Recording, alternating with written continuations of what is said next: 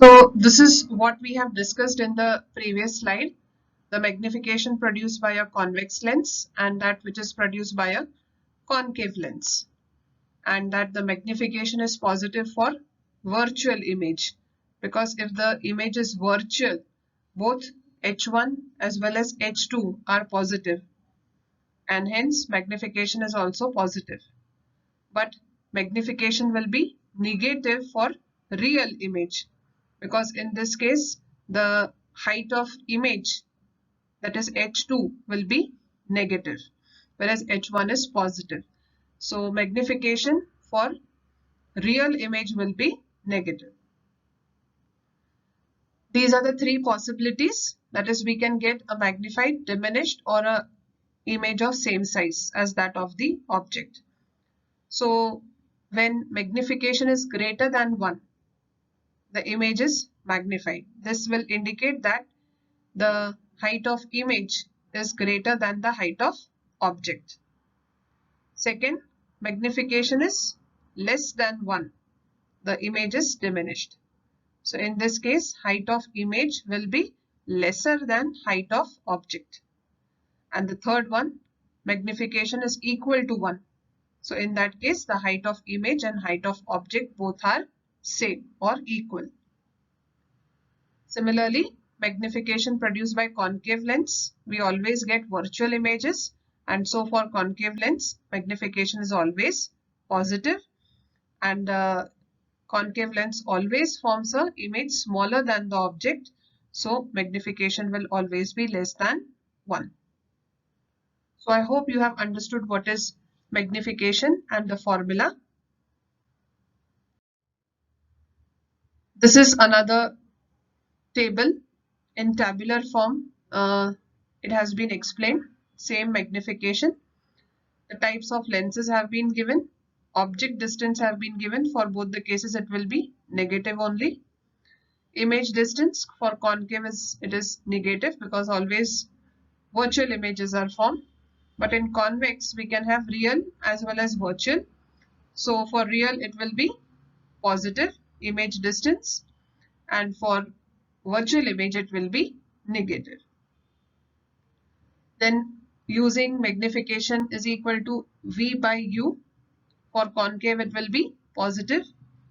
For convex, for real image, it will be negative. For virtual, it will be positive.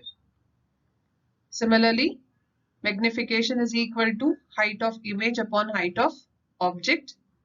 And for concave, magnification will always be less than 1, because we always get diminished images. And the three possibilities which we have talked about in the last slide have been discussed once again over here.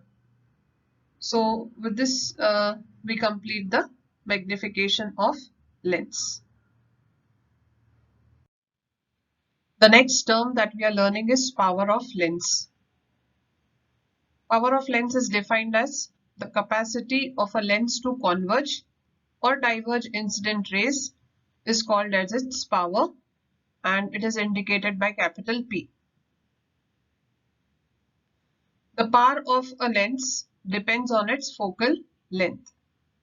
Power is the inverse of its focal length f. Focal length f is expressed in meters. The unit of power of lens is diopter, that is capital D. Now we know that convex lenses are converging lenses and concave lenses are diverging lenses.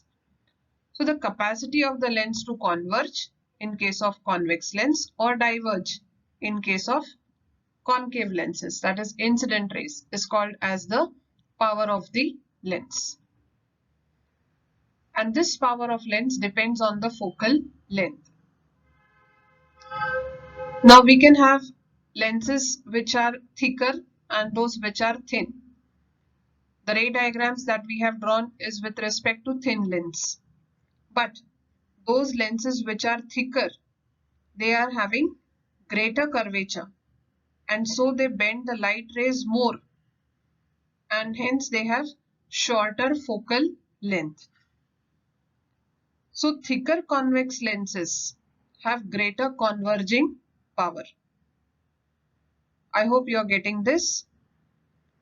That is, the lens which are thicker have greater curvature and therefore they bend light more and have short focal lengths. And hence thicker convex lenses which will have greater converging power. So those with those lenses which have got shorter focal lengths will have greater converging power in case of convex lenses. So how are these two related, power of lens and focal length? Inversely. So power is inverse of its focal length f. So power of lens is equal to 1 upon focal length. Power of lens is indicated by P, that is equal to 1 upon f. Focal length will always be calculated in meters. So if in the numerical it is given in centimeters, convert it into meters. And the unit of power of lens is diopter. So 1 diopter is equal to 1 upon, focal length is always in meters, so we will consider the lens with focal length 1 meter. So 1 diopter is equal to 1 upon 1 meter. So when can we say that the lens has a power of 1 diopter? If it has a focal length of 1 meter. So 1 diopter is the power of lens with focal length 1 meter. Next is combination of lenses.